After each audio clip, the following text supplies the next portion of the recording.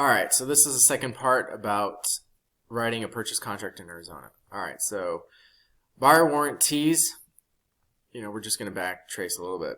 So the buyer warranties, if you don't have this written out, you're essentially saying that the buyer has conducted all desired independent inspections. And that is like the true as is, right? That everybody assumes and expects. But usually we go under so it's a little bit different in California. In California, you have this marketing package and you give everybody the inspections. Everything the seller has, material defects, is laid out. And that way, when you can actually secure the earnest money if they default or they default on the purchase contract, right? Or they breach the contract. Because for them to make up an excuse would be much more difficult, right? So you want to provide all that to them. But here in Arizona, generally people just go under contract and then they do the investigations or the inspections, and they usually get the money refunded. I mean, it's really not hard to get money refunded like that. So usually you just put none for here. Inspection period, it's usually 10. You can make it as long as you want or as short as you want. The shorter the better it looks for the seller. But you also don't want to short your buyer. So, 5 days you can generally get everything done within 5 days or 8 days too. Whatever. If you're really busy but you're quick. So, I would suggest leaving it. But if you really want to win, maybe 5 days. That's up to you guys. We'll have that conversation later. Again, make sure that it's initialed as far as the buyer goes. You'll check this and this. These usually go hand in hand. Oh, my bad. This is for your traditional home sewer system in the city. This is your septic, and you'll need to have a septic certificate within 6 months. And then if it's a manufactured home, you'll also need an engineer certificate that the buyer pays for, and they're usually around $300 to $500, depends. This is like a composter or something. So initial here for the buyer. If it has a swimming pool, HOA, whatever, community pool, you initial. And then indemnification clause, I believe this is. Yeah. So you don't hold the brokers liable for, licensed contract work, right? So they initial there. And you got to read all of this, right? You essentially need to know it. This is, again, your bread and butter. So just go through it, read it. Home warranty plan. This is a courtesy. You always give a home warranty, right? It's ordered by the buyer. Whoever you use, there's a whole bunch. You can just do determined later. They're getting more expensive now. Especially if you have oh my bad. If you want to do the HVAC system and pool system, they could get as high as $799 for the pool system as well. But if you just do the HVAC, it's just $599 usually. There's some people that I go through. There's another one. There's a few, American Home Group or something like that. There's a whole bunch out there. So reach out to me. We can discuss different options for your buyer.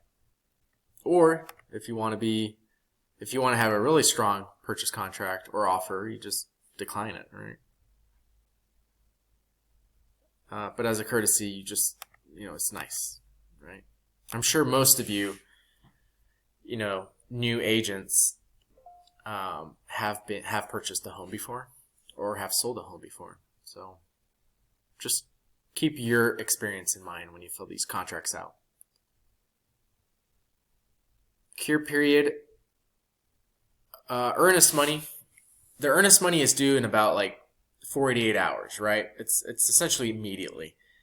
If somebody doesn't submit earnest money, if the buyer doesn't submit the earnest money within 2 days, I send out a cure period notice, cure notice, and they have 3 days to get that money in. If not, boom, on to the next.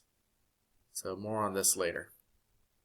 You know, not a lot of people are that aggressive, but you know, we only got so many days in the year, so many days in the month, so many days in the week. I mean, we got to move, right? And your buyer's looking, their seller's trying to close things out. If it's not moving quickly or slowly, and you know, it's just get out, and don't waste anybody's time. It's also part of your due diligence too, your performance, specific performance. So make sure to read all this stuff. Additional terms and conditions. Oh yeah, we definitely needed a second video. So I'm going to be really quick, all right? So here you can say things like buyer accepts property as disclosed by seller. This is the as is, you know, I accept it as is. Well, you don't really accept it as is because there's things called material or latent material defects, right? And so as is usually means the seller will not make repairs. So on the listing side, they'll say that. So expect no repairs to be done by the seller. But if the buyer accepts it as disclosed, not as is, but as disclosed, then when you get the inspections, those are latent material defects that can be requested to be repaired,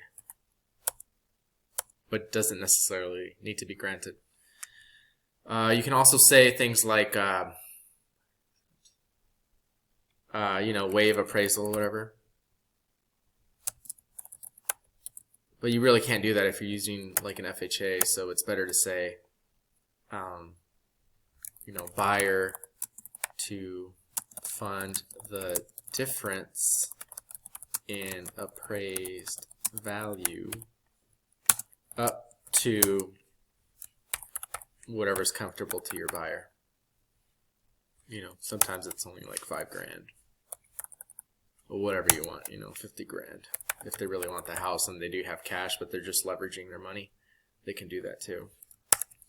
But so nobody gets spooked out, let's just go with this number. All right. You can also do your escalation clauses here. You know, and these are all samples, right? I try to use as few words as possible because when you start getting wordy, oh my god, it just gets muddled up. So just be specific. Just a one-liner, and that's it. Escalation clause. You could say something like buyer to increase purchase price by, it could be a monetary, it can be an amount or a percentage, you know, 1%, if that's, you know, good enough. It should be enough to be like, oh yeah, another $5 grand, another $2-3 grand, yeah, that's worth it. $5 grand, you know, we'll pull my trigger, right? Or 1.5, whatever. You gotta, we can discuss this later. By 1.5% over you know, a bona fide offer up to you know, and that this is the purchase price. We're at 550,000, so we can say up to you know, 600,000, right?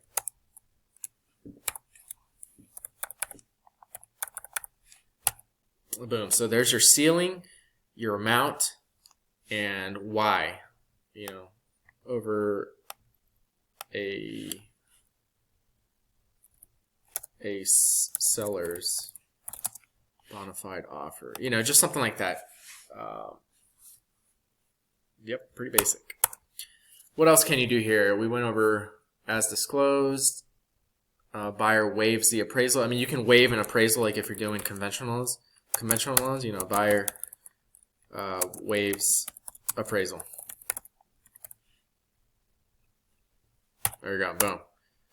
And then you can actually do some very, very, very creative purchase contracts. Like, let's say, oh my God, I don't think I should even go into this right now. But anyways, sometimes you can create 2 purchase contracts out of one. Like, let's say there's 2 properties, and you'll buy the first one, and then you'll buy the second one after the first one. So something like that. So just reach out to me if you want to buy more than one property in the same corner, in the same lot, whatever. It'll arise, and yes, you can do it.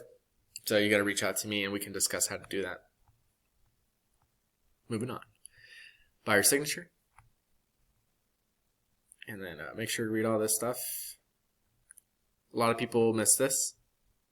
Make sure you got your buyer signature. This is the indemnification clause, release of broker's liability. Terms of acceptance. Usually it's, 2 days. So if today's the 2nd, 2 days is enough. If you go like today, at midnight, it's a pressure tactic, but you don't know what the seller has going on. It could be anybody doing something, everybody's busy. So, reasonably just give like a day, like here, or 2 days is normal. That way you don't have to counter or create an addendum for the acceptance date. So 2 days is typical. I usually leave this blank because it defaults to, midnight. If it's not a 4, it's a 5, right? But some people get really specific and they want a time, but it's like, no, you're not going to get a time. It's just that, so when it's a 5th, it means midnight, yeah, sure. Put midnight in there. Every broker is different. All right. So this you'll fill out.